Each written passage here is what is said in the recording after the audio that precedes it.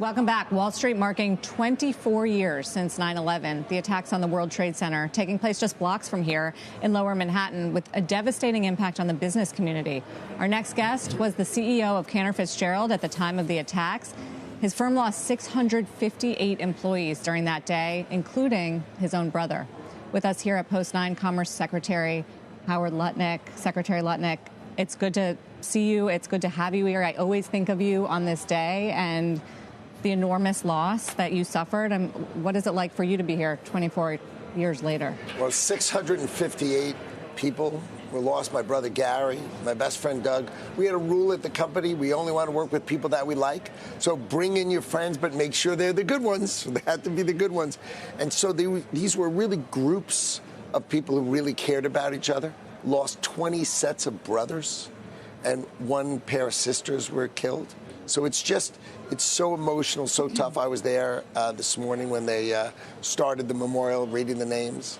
And then I'm going to stop by my old firm because, I'm not there anymore for their charity day when they raise money for charity. But it's always a very, very tough day. Yeah, I mean, you actually, the charity day is quite known on Wall Street. You've raised a lot of money for families, victims, and a larger philanthropy effort. Tell us a little bit about how you made it into a big day. I think the company's over $350 million, so they'll raise, $12 million or more today, and all the employees waive their day's pay, and all the clients just pour in the business, and they give it all away. And then to make it fun for our employees who don't make any money, they have all these celebrities come. So, for example, I hear all the Knicks are coming today and things like that, just to make it fun for the employees. And it's really special. But they really remember the people who work there. I mean, it's a long time ago. 24 years. Some people that work here weren't alive during this time. They have trainees who weren't even born. Right. It's incredible. What do you tell them? What do you want them to know? Well, the people who died, they were just living the American dream, right? They were coming to work, taking care of their families, and then they just never had the chance. So you just want to remember how great America is. America is a beautiful, beautiful country. But our adversaries, and now that I'm in the government and I have the highest clearance, you can read everything, and I get to read everything, and it is just nasty. Our adversaries want to kill us. They want to harm us. They want evil. And so the beauty of America needs to always be remembered. We are the most extraordinary country. We're a beautiful, beautiful people.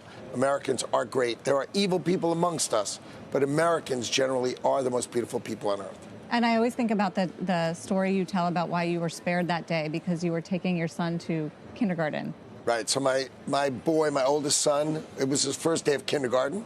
So we dropped him off that morning. That's why I wasn't in the World Trade Center. We had the 101st to the 105th floor. So the views were amazing. You had from Statue of Liberty one way, all of Manhattan on the other. I always called it democratic views. It didn't matter which window you had. Every window was as good as you could possibly have. And, so that's where I was. And then I drove right down as soon as the plane hit the building. And I was in the doorway of One World Trade Center, the North Tower, when number 2 collapsed.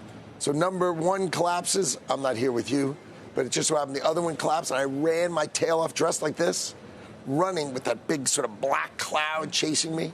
And then I dove under a car, but it was, Yeah. It was harrowing, to say the least. I mean, your story is one of resilience and rebuilding.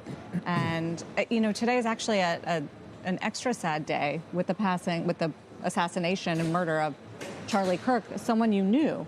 Well, my friend got killed. My friend was assassinated yesterday, and in like a pro job with a sniper from 200 yards away, shooting at him. That's nothing you can protect yourself. You can't protect yourself from a sniper. And then they killed my friend. I mean, Charlie spent dozens of hours with me when I was doing transition, just helping sort of sort through names and pick people. And he was just my friend. And he was really a special person because he wanted discourse. He just wanted, if you disagreed with him, let's talk about it. Mm-hmm. Prove me wrong. I want to have that conversation. I know. It's incredible. And that's what he was doing when he was killed, just talking.